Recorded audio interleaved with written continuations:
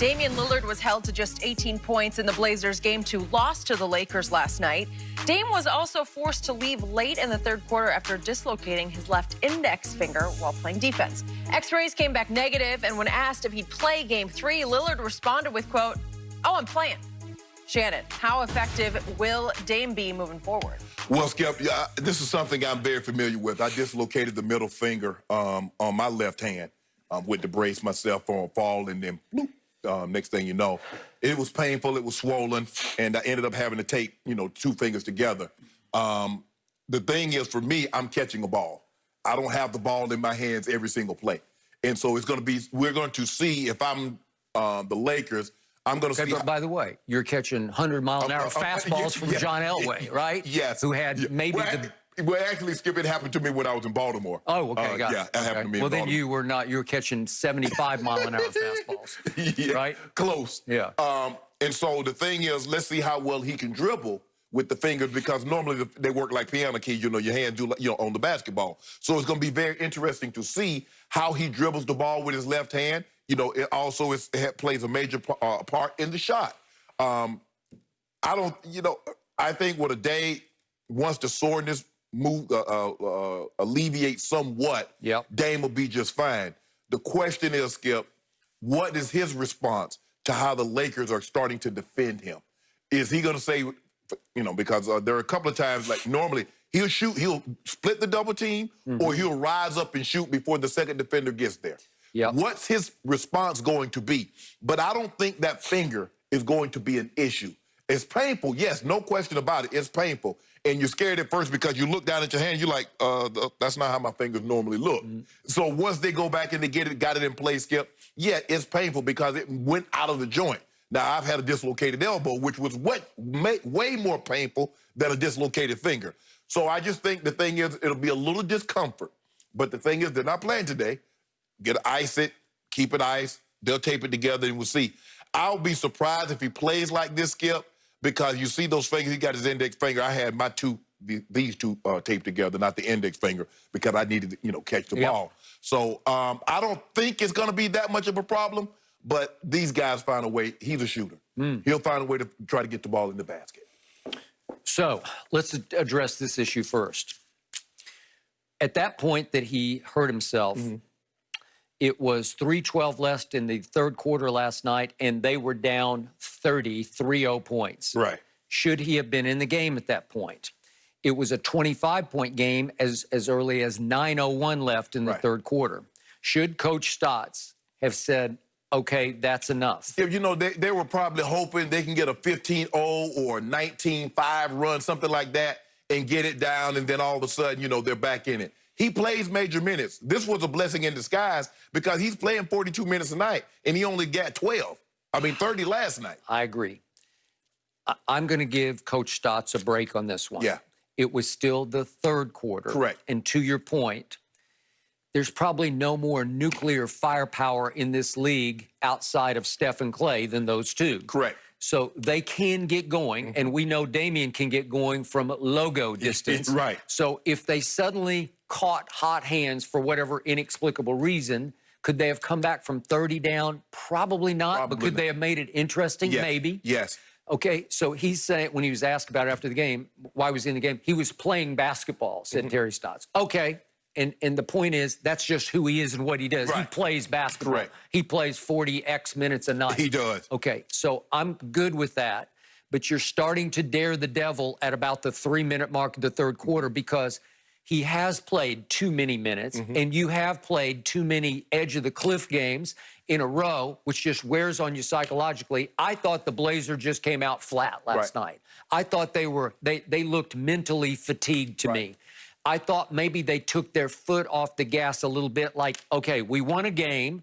Now let's just see if maybe we can sort of accidentally win this game. Well, theoretically, if you really look at it, Skip, this was their 10th playoff game. Yeah. Because since they arrived in the bubble, every game has been playoff mentality. So you're exerting more energy than, say, a typical game in February, Skip, on a Tuesday, and you're playing Sacramento. Okay. Every game has been playoffs, and Dame has been playing 42 minutes a night. I got it.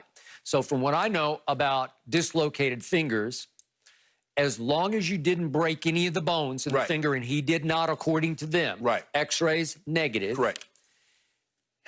It will be okay sooner than later. Yes. There is soreness, and my only issue with how the Blazers handled this last night, I believe in ice. I ice my knees every night. I never miss a night. Ernesty says, again? I never miss a night because it's magic. It's the magic healer is ice. I wrap both my knees in ice every night because I'm going to run every morning, and they just get sore. Okay. Absolutely. I was surprised he wasn't iced up. Like the clock is ticking on game 3. It's coming in 48 hours. Well, this is just about pain threshold. It's about soreness. The soreness will go away. It's inflamed, obviously, in the joint. It will go away.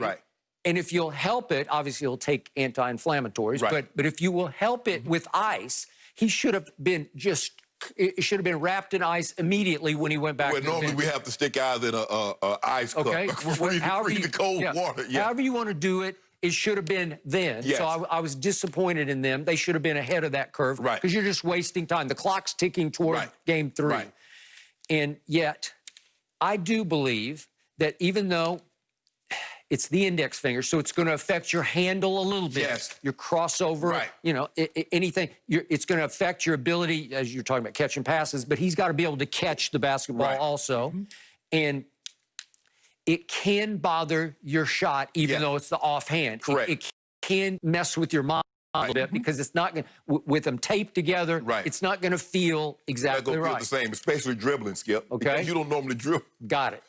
But I do think he was feeling a lot of pressure last night that surprised me because I thought they would feel like last night was a free shot, but I think they felt the weight of the world to come out and show the world they are that good. And they had crowed after game 1. We can beat these guys. And I felt like Damian came out last night feeling a lot of pressure.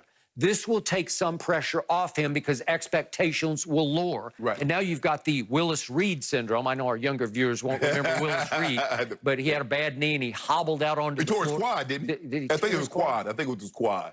Did he tear it? I don't think he pulled it. He had a pulled quad because he came back there. He dragged the leg. He dragged it out, and all he needed to do was just be out there for the tip-off, and he didn't do much in the game. Did he have 2 points? Yeah, he had 2 points, but it was just the inspiration of he was. So again, Damian's got to be better than 2 points. But again, if he'll suck it up and be able to play, I think some pressure will be off, and it's like Dick Motta used to tell me, it's the wounded tiger theory. Beware the wounded tiger. Especially if a team's lost 2 or 3 of its better players, all of a sudden everybody will just rise up. Well, he might rise up. Well, Skip, the thing is, Skip, if they were in the Rose Garden, I don't know what if they still call it the Rose Garden. If they were in Portland, I might agree with that. But they're in the bubble. There is no home crowd. There's no crowd that's gonna get you pumped up. That's your crowd. They're screaming Dame, Dame, Dame, dollar, dollar, dollar, and they're playing all your music. So that's gonna be a little different. Skip. You know, it is weird in the bubble. I've been thinking about this last night, where usually, at least you get to change scenery after 2 games, and the whole vibe of the game is going to change because, oh, you're at home now. And LeBron and AD got to deal with your crowd now. Well, this is monotony because you're going to have to go potentially 7 straight times to the same sort of weird, dark arena with virtual fans. You might have to change sides. So where the Lakers were sitting, that might be Portland. And where Portland was sitting, that might be the Lakers. Just to mix it up a little bit. But that's the only thing. But, Skip, they have something that's more troubling. They was averaging 126 points in the 8 games in the seeding games. They're averaging 94. I think that is a bigger problem than Dame's hand. They got to figure out a way. It's hard. It's going to be hard for them to win games in which they do not get to a magic number 115, 120, 125.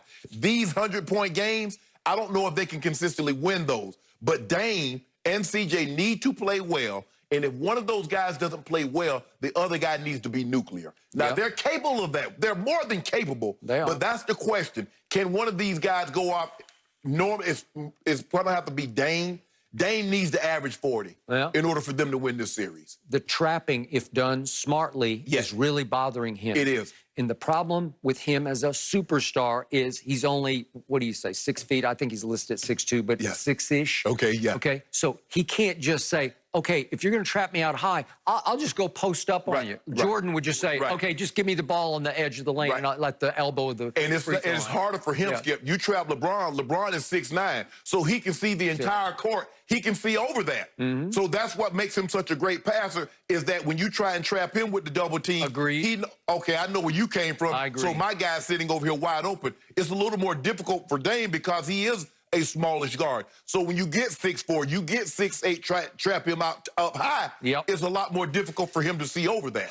So my bottom line to this is, I do think he'll bounce back and play very well, and I think he'll have much bigger numbers than he put up, and I don't think the index finger will bother him that much. I don't either. I do think the pressure will be somewhat off him so he can play a little more free Right. in the next game, and I don't think it will matter. Well, I'm playing on his right hand. I'm going to see how well he can dribble and do what can he do with that left hand. That's the way I'm going to play him. I'm not going to let him have the ball in his dominant hand. I'm going to try to keep him away from that. Good luck. All right, guys, we will have an update from Chris Haynes as well later in the show on Dame's injury, so we'll get there. But I want to move on to something that we saw from LeBron after the game. LeBron